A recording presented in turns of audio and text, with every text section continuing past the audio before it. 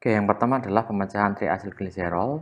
Ini terjadi di jaringan adiposa, di mana lipase diaktifasi oleh fosforilasi yang diaktifasi oleh hormon. Jadi Anda lihat di sini ini adalah 7TM, 7 transmembran receptor, reseptor berkaitan dengan hormon.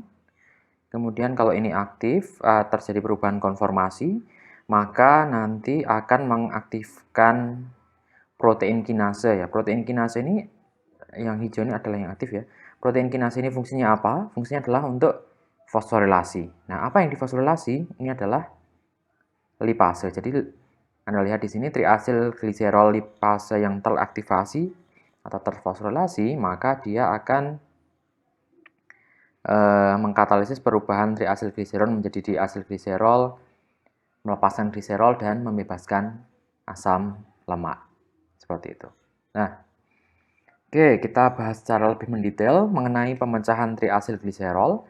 Jadi lipase akan memecah triasilgliserol menjadi gliserol dan juga 3 molekul asam lemak atau fatty acids. Nah, apa yang terjadi selanjutnya ya? Jadi gliserol, hasil pemecahan dari triasilgliserol ini akan diabsorpsi di liver dan akan diubah menjadi intermediate proses glikolisis, yaitu dalam bentuk aldehid 3-fosfat. Nah, kemudian ini ya, aldehid 3-fosfat berupa apa? Misalnya adalah gliseraldehid 3-fosfat.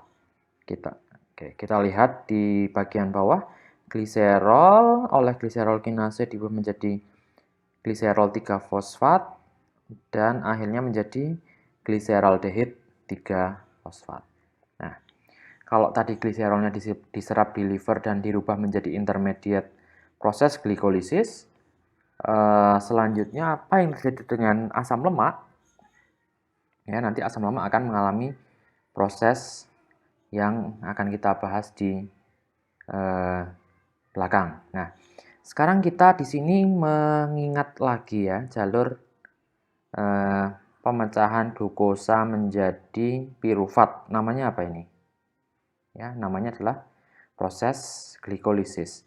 Nah, jadi kalau tadi intermediate proses gliserol diubah menjadi gliseraldehid 3-fosfat, Anda lihat di sini ya, ini adalah intermediate proses glikolisis. Ya. Kita lanjutkan, kalau tadi gliserolnya menjadi gliseraldehid 3-fosfat, maka asam lemaknya ini nanti akan dipecah menjadi energi, dioksidasi. Nah, terjadinya di mana? Terjadinya adalah di mitokondria. Jadi semua reaksi redoks ini terjadi di mitokondria. Nah, intinya apa sih sebenarnya reaksi oksidasi dari asam lemak itu? Jadi asam lemak oleh ATP nanti akan dirubah menjadi asil adenilat dan juga mengalami reaksi lebih lanjut menghasilkan asil CoA ya. Jadi intinya adalah pembentukan asil CoA oleh bantuan enzim asil CoA sintetase yang mana ini terjadi di outer membran mitokondria. Nah, oke. Jadi tadi yang di mana namanya di membran mitokondria adalah perubahan asam lemak menjadi asil CoA. Ya. Nah, hasil CoA tersebut untuk dapat mengalami reaksi redoks ya, karena reaksi redoksnya itu terjadinya di matriks, bukan di membran. Jadi di matriks harus masuk ke dalam matriks mitokondria. Nah, untuk dapat masuk, maka hasil CoA tadi ini atau activated fatty acid ya, karena tadi asam lemak dirubah menjadi asil CoA oleh asil CoA sintetase ya. Hasil CoA ini harus dibawa ke dalam matriks mitokondria oleh suatu molekul. Molekulnya apa? Adalah namanya karnitin. Anda lihat di sini asil CoA bereaksi dengan karnitin menghasilkan asil karnitin. Asil karnitin ini mampu menembus membran dan masuk ke dalam matriks mitokondria. Kemudian nanti setelah masuk ke dalam matriks, maka karnitinnya akan dilepaskan ke dalam membran lagi. Kemudian asil CoA-nya nanti yang akan mengalami reaksi lebih lanjut. Yang di sini asil CoA yang warnanya hijau. Oke. Nah, ini adalah reaksi singkat. Asil CoA ditambah karnitin menghasilkan asil karnitin. Ya. Nah, oke. Saya ulang lagi, jadi tadi asam lemak yang ada di dalam membran mitokondria harus diaktifasi terlebih dahulu menghasilkan asil CoA. Setelah asil CoA di membran terbentuk, dia harus masuk ke dalam matriks melalui suatu reaksi dengan senyawa namanya karnitin. Nah, kemudian hasil CoA-nya ini akan mengalami reaksi lebih lanjut yang namanya adalah, secara umum adalah reaksi beta oksidasi, ya. Jadi mengapa namanya beta? Mengapa kok disebut beta? Ini Anda ingat lagi kuliah kimia organik 2. Nah, reaksi beta oksidasi ini melibatkan 4 macam reaksi. Yang pertama adalah oksidasi membentuk trans delta 2 enoil CoA. Jadi ini hasil CoA oksidasi, ya. Terjadi pembentukan ikatan rangkap di sini.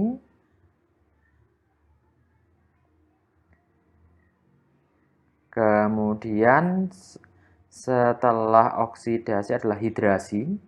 Hidrasi berarti ditambah H2O, ya. Ada molekul OH dan hidrogen di sini. Kemudian terjadi reaksi oksidasi yang kedua, ya.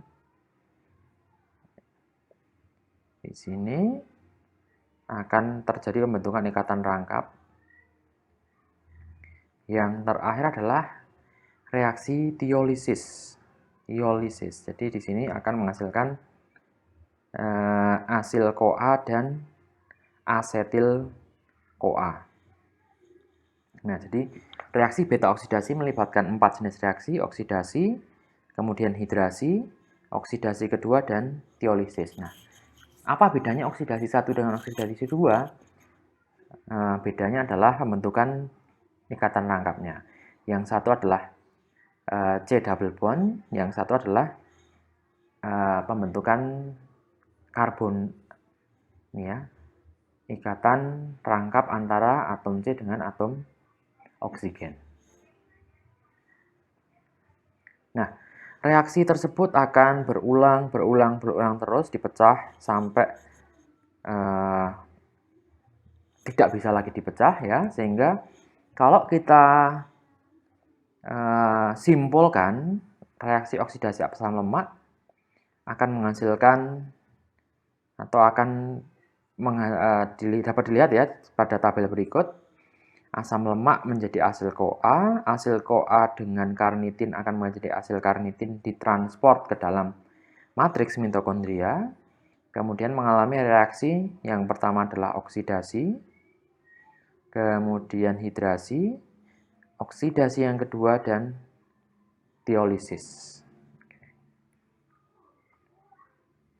Nah, berikut adalah contoh jumlah ATP yang dihasilkan. Jadi misalnya kita atau sel kita mengoksidasi sempurna dari asam palmitat, ya, asam palmitat diaktifasi menjadi palmitoyl CoA.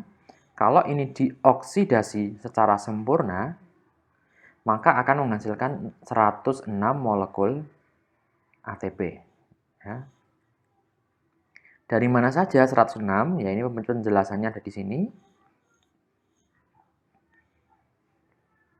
Ada yang dari oksidasi NADH, ada yang dari FADH2, ada yang dari asetil CoA, dan sebagainya, sehingga totalnya adalah 106 ATP. Nah, baik, itu tadi adalah bagaimana proses penggunaan asam lemak sebagai sumber energi. sekarang adalah kebalikannya ya. Jadi kalau sekarang adalah biosintesis dari asam lemak. Nah, oke, kita mulai. Asam lemak ini disintesis dan didegradasi melalui jalur yang berbeda. Nah, kalau tadi oksidasinya adalah berada di mitokondria, yang di sini proses sintesisnya ini adalah berlangsung di sitosol. Kemudian bentuk intermediatnya berikatan dengan asil carrier protein, ya. Asil carrier protein, kalau yang tadi yang reaksi katabolisme kan melibatkan senyawa yang bernama karnitin. Kalau di sini yang terlibat adalah namanya ACP, asil carrier protein. Kemudian poin penting selanjutnya adalah bentuk donor yang diaktifasi adalah malonyl ACP. Ya. Kemudian reduksi asam lemak menggunakan NADPH dan H+, dan perpanjangan rantai pada sintesis asam lemak ini akan berhenti pada C16 atau pada biosintesis asam palmitat. Nah, kita lihat reaksinya yang pertama adalah melalui pembentukan malonyl koenzim A atau malonyl CoA. Oke. Jadi senyawa awalnya ini adalah senyawa awal dari kalau ditanya senyawa awal untuk pembentukan asam lemak, maka jawabannya adalah asetil CoA. Namun kalau ditanyakan senyawa yang sangat penting dan senyawa yang menentukan proses pembentukan asam lemak, jawabnya adalah malonyl CoA. Jadi di sini asetil CoA diaktifasi menjadi malonyl CoA. Di sini adalah dengan penambahan CO2 ya. Kemudian tadi carrier protein, asil carrier protein. Nah, kita lihat di sini. Jadi setelah tadi asetil CoA diaktifasi menjadi malonyl CoA, ya, asetil CoA ini akan direaksikan dengan ACP, asil carrier protein, ya, menghasilkan asetil ACP. Malonyl CoA juga direaksikan dengan ACP menghasilkan malonyl ACP. Apa yang terjadi selanjutnya adalah asetil ACP bereaksi dengan malonyl ACP, terjadi reaksi kondensasi, membentuk asetoasetil ACP. Nah, ini adalah reaksi yang masuk dalam tahap yang kedua, yaitu tahap elongasi atau perpanjangan. Nah, asetoasetil ACP ini bisa mengalami reaksi lebih lanjut, bisa reduksi, bisa dehidrasi, bisa reduksi menghasilkan misalnya hidroksibutiril ACP, krotonil ACP, butiril ACP. Nah, oke, tadi ya siklus elongasinya berulang-ulang sampai 6 kali, sehingga masing-masing menggunakan malonyl CoA untuk menghasilkan palmitoyl ACP. Nah, kemudian kalau sudah dihasilkan palmitoyl ACP, maka enzim yang namanya thioesterase nanti akan membantu pemecahan palmitoyl CoA menjadi asam palmitat, gitu ya. Nah, oke, kita lihat overview perbedaan antara fatty acid degradation dan fatty acid synthesis. Yang degradasi terlebih dahulu ya, reaksinya ada oksidasi, hidrasi, oksidasi, dan cleavage, atau yang tadi adalah thiolisis. Menghasilkan tadi activated acyl group, acyl CoA, maupun activated acetyl group, acetoacetyl CoA. Nah, yang reaksi kebalikannya, sintesis asam lemak ini adalah cleavage lawannya kondensasi, oksidasi lawannya reduksi, hidrasi lawannya dehidrasi, kemudian oksidasi lawannya adalah reduksi. Oke, sehingga di sini yang sintesis asam lemak ya dari prekursornya adalah asetil-CoA maupun malonyl-CoA yang bereaksi dengan ACP, ya, berkondensasi, kemudian mengalami reaksi reduksi, dehidrasi, dan reduksi menghasilkan suatu activated acyl group, kemudian ini nanti akan dihidrolisis oleh tioesterase menghasilkan asam lemak. Nah, ini adalah gambaran kompleks enzim yang digunakan untuk sintesis dari asam lemak, gitu ya. Jadi kalau Anda lihat dari kepala, dari kaki, ini sebenarnya hanya untuk menggambarkan secara kita lebih mudahnya, ya. Nah, jadi kompleks enzim namanya fatty acid synthetase ini adalah kompleks enzim yang terdiri dari beberapa enzim dengan fungsi yang berbeda-beda. Misalnya apa? Misalnya di sini adalah beta ketoasil ACP sintase.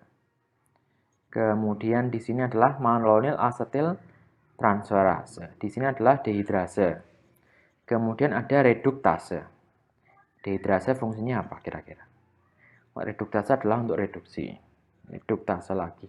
Kemudian tioesterase. Nah, oke, itu tadi sekilas mengenai biosintesis dari asam lemak. Jika ada pertanyaan, silahkan komen di forum diskusi.